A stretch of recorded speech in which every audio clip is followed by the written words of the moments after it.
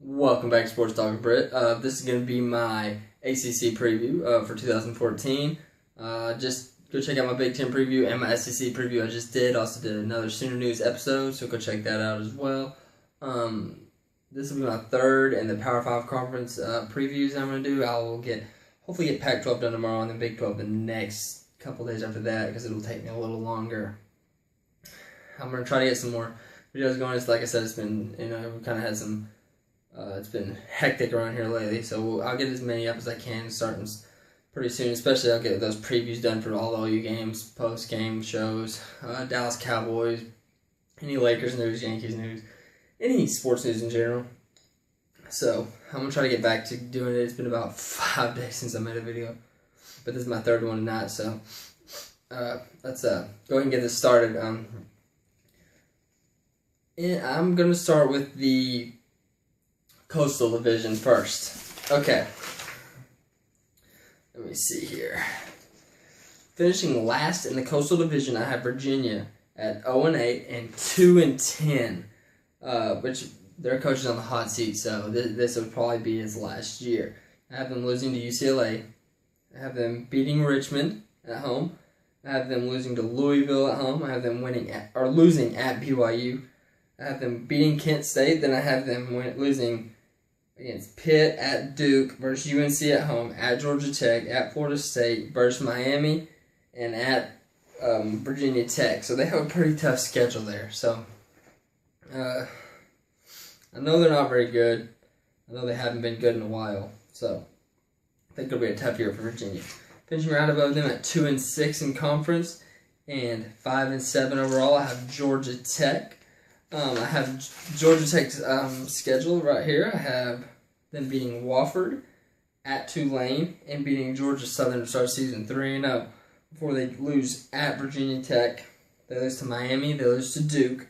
They lose at North Carolina. They lose at Pitt. I have them beating Virginia at home, winning at NC State, losing to Clemson, and losing at Georgia. Right above Georgia Tech, I have Pitt finishing 4-4, 7-5 overall. And I have Pitt beating Delaware at home, winning at Boston College, winning at Florida International, losing to Iowa. I have them beating Akron and then winning at Virginia. Then I have them losing to Virginia Tech, beating Georgia Tech, losing to Duke, losing at North Carolina, beating Syracuse, and then losing at Miami to finish the season. Right above Pitt, I have North Carolina finishing 5-3, 8-4 overall for a decent season. I have UNC beating Liberty, San Diego State, winning at East Carolina, and I have them winning at Clemson to start 4-0. I have them losing to Virginia Tech, losing at Notre Dame, beating Georgia Tech, beating Virginia at Virginia, losing at Miami, beating Pitt at home, losing at Duke, and then beating NC State to finish out the season at home. Right above them, I have Virginia Tech with their good defense, finishing 6-2 and 10-2 for a bounce-back year. They've been down for the last, 8 years or so. I have them finishing 10-2 and being right back up there in the discussion for being one of the best. They lost to Alabama last year, but they had a good defensive showing for sure. I have them beating William and Mary, winning at Ohio State, beating East Carolina, beating Georgia Tech, beating Western Michigan, winning at UNC and at Pitt to start off the season 7-0 before they lose to Miami at home, which is very winnable. Beating BC, Boston College, losing at Duke, another winnable game, winning at Wake Forest, and winning against Virginia at home. So they have a good chance to maybe be not anywhere from 9-3 to, from this schedule, 12-0, honestly. They don't have a very tough schedule. The ACC is really weak. Virginia Tech has a chance to be really good, especially considering their schedule. Maybe not really good, but a really good record. I have Miami finishing second in the Coastal Conference with 7-1 record and 11-1 overall, just because their schedule is just so weak. Honestly, the Big Ten and the ACCs have some of the weakest schedules I've seen so far. Miami, I have them winning at Louisville, beating Florida A&M, beating Arkansas State, winning at Nebraska, losing to Duke at home, winning at Georgia Tech, beating Cincinnati, winning at Virginia Tech, beating UNC, I have them upsetting Florida State at home. I have them winning at Virginia and beating Pitt. Then in the Coastal Conference, I have Duke winning it with 8-0 record in conference and a 12-0 record overall. That's a shock for most people, I would imagine. But listen to their schedule, and I don't think it'll shock you as much as you think. I have them beating Elon, winning at Troy, beating Kansas at home, beating Tulane at home, winning at Miami, winning at Georgia Tech, beating Virginia at home, winning at Pitt, winning at Syracuse, beating Virginia Tech at home, beating UNC at home, and beating Wake Forest at home. The only real threats to beat them, I think, is probably Virginia Tech, which they get at home, and at Miami, maybe. But that would put Miami in defeat. So there's a really good chance someone in that Coastal Conference is going to go undefeated. Or there's a chance they all beat up on each other. Because the top 3 teams are top 5 teams are actually all decent. From Duke, Miami, Virginia Tech, UNC, and Pitt are all pretty close. I think just Duke is probably the better of the bunch. So I have Duke surprisingly undefeated going into the conference title game. In the Atlantic Conference, the Atlantic Coast Conference, I have the Syracuse 0-8. Syracuse Orangemen 0-8. Finishing 2-10. I have Syracuse, if I can find them on here. I have them beating Villanova and winning at Central Michigan before losing 10 straight.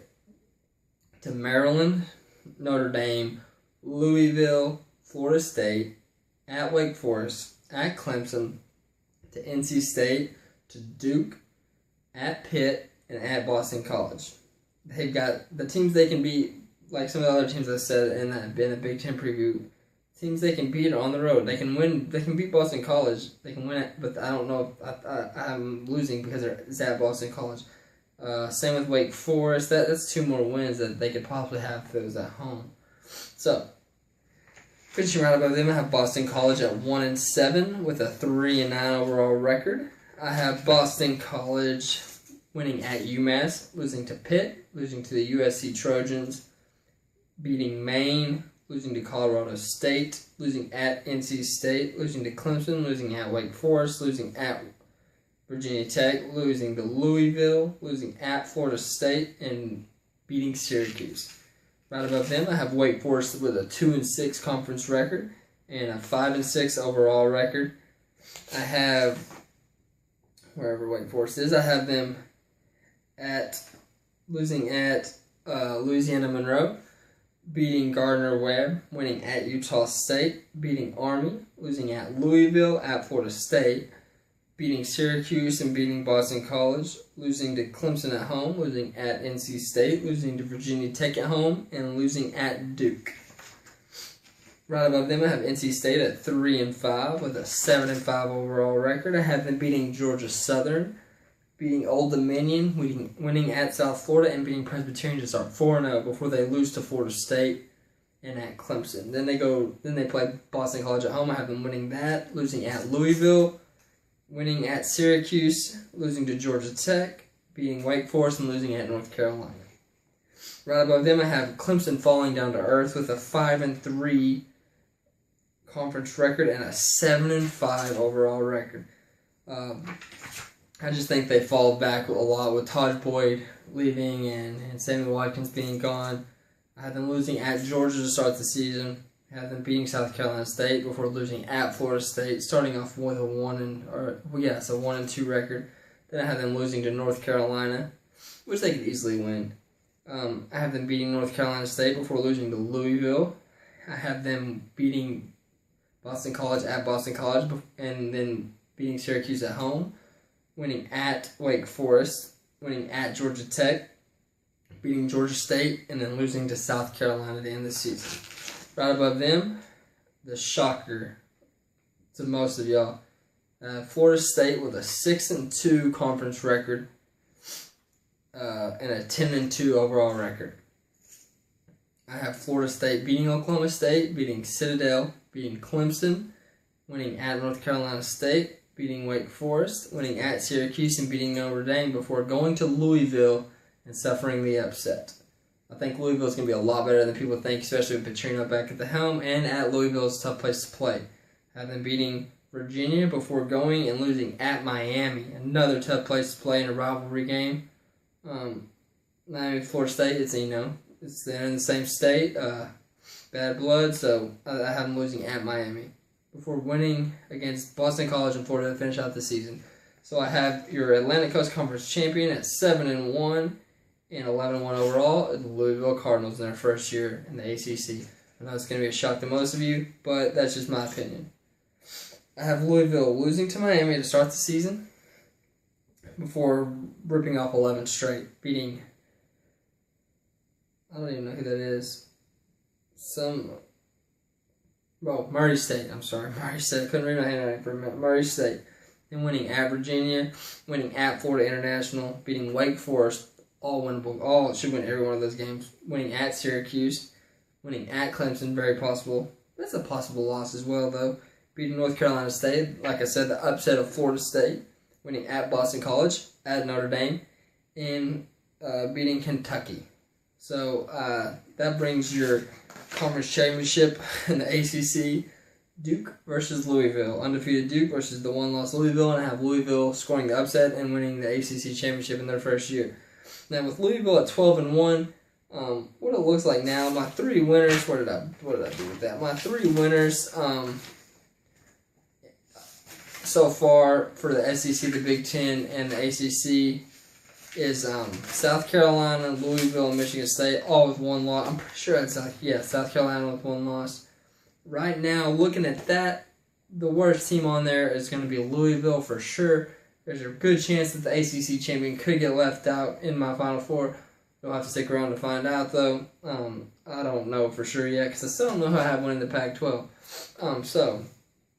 I figured that'll kind of cause a little stir with some of you, with Florida State losing 2 games, but it's very possible. It's so wide open in the ACC.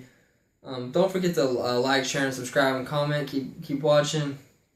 Follow Oklahoma Updated on Twitter. Follow B-Square1291. That's my personal page. Go friend me on Facebook with Britt Brown. Follow Walk with Chappie. Give him a shout out. Even though he never gives me no shout-outs because he's a jerk.